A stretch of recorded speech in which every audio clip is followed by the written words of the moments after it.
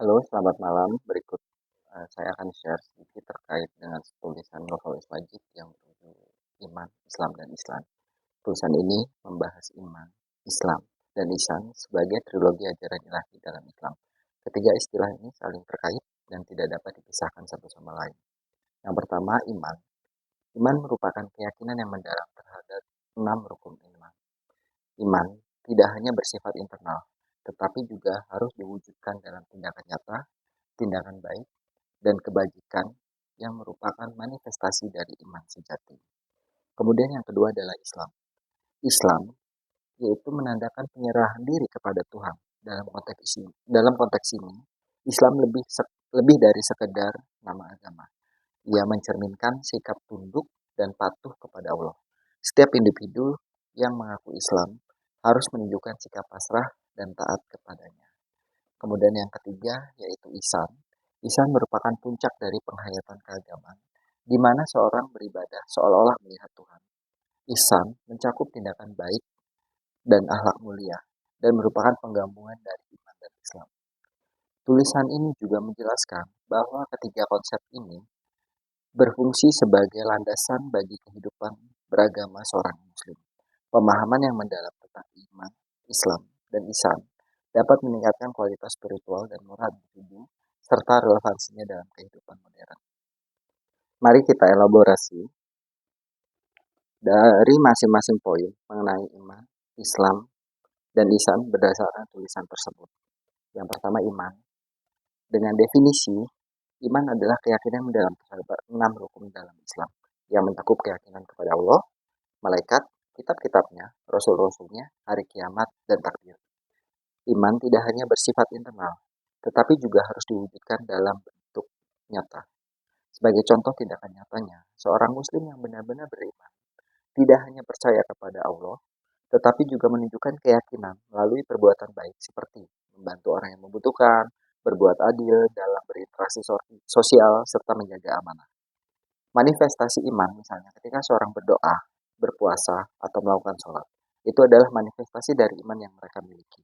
Iman yang sejati tercermin dari perilaku sehari-hari dalam mencerminkan nilai-nilai keagamaan. Kemudian yang kedua adalah Islam. Islam berarti penyerahan diri kepada Tuhan.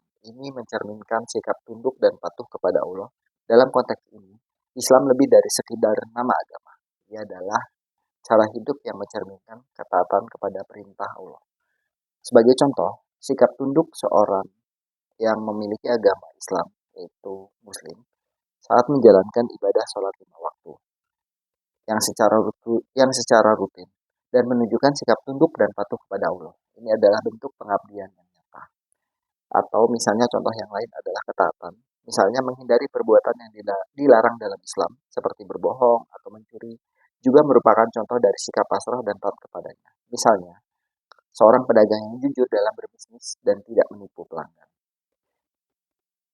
Kemudian yang ketiga adalah ihsan. Ihsan adalah puncak dari penghayatan keagamaan, di mana seorang beribadah seolah-olah melihat Tuhan. Ini mencakup tindakan baik dan akhlak mulia, dan merupakan penggabungan dari iman dan Islam.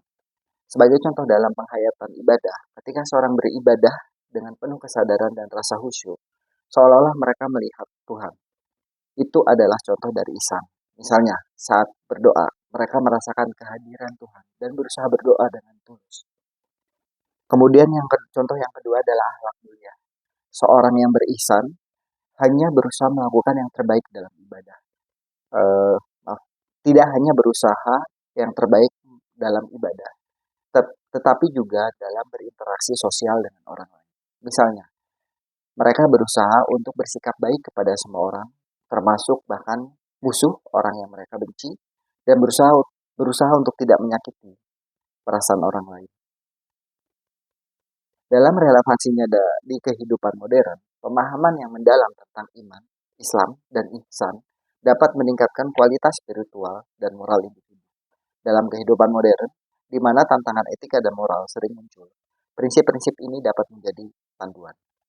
Kualitas spiritual dengan memahami iman, seorang dapat lebih mendalami hubungan mereka dengan Tuhan, yang dapat memberikan ketenangan batin di tengah kesibukan hidup.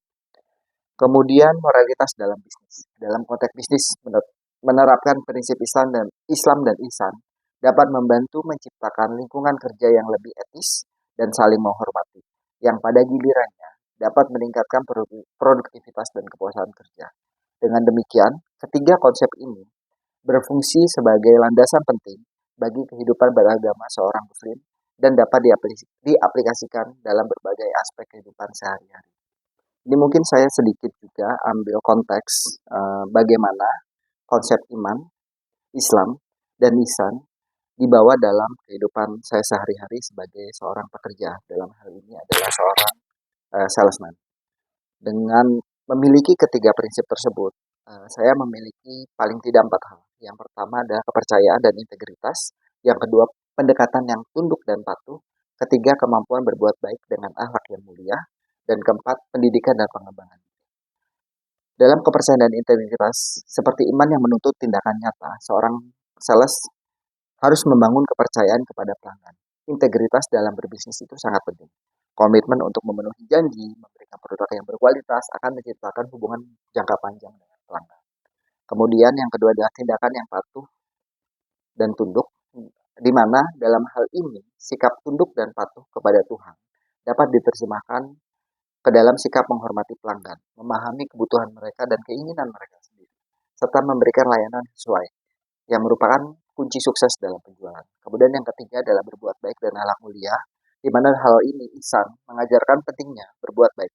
Dalam dunia salesman, berarti hal ini tidak hanya membuat seorang sales berfokus kepada penjualan dan angka-angka saja, tetapi juga berusaha untuk memberikan nilai tambah kepada pelanggan, menyediakan solusi yang bermanfaat dan membantu pelanggan untuk mencapai tujuan mereka dan meningkatkan reputasi dan loyalitas.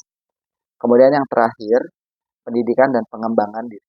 Seperti yang telah dijelaskan dalam tulisan tersebut, penghayatan terhadap iman, Islam, dan Ihsan dapat meningkatkan kualitas hidup dalam karir sebagai sales. Terus belajar dan mengembangkan keterampilan komunikasi serta pemahaman produk akan membantu mencapai kesuksesan. Dengan menerapkan prinsip-prinsip ini, seorang sales tidak hanya mencapai target penjualan, tetapi juga membangun hubungan yang kuat dan saling menguntungkan